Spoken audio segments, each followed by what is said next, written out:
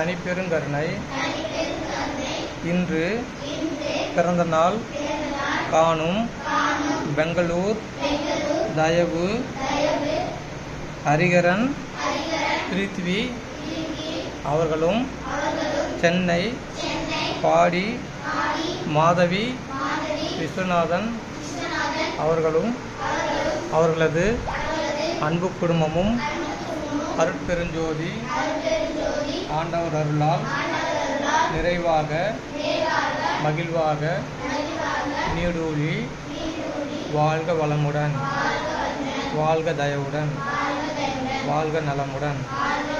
நன்றி.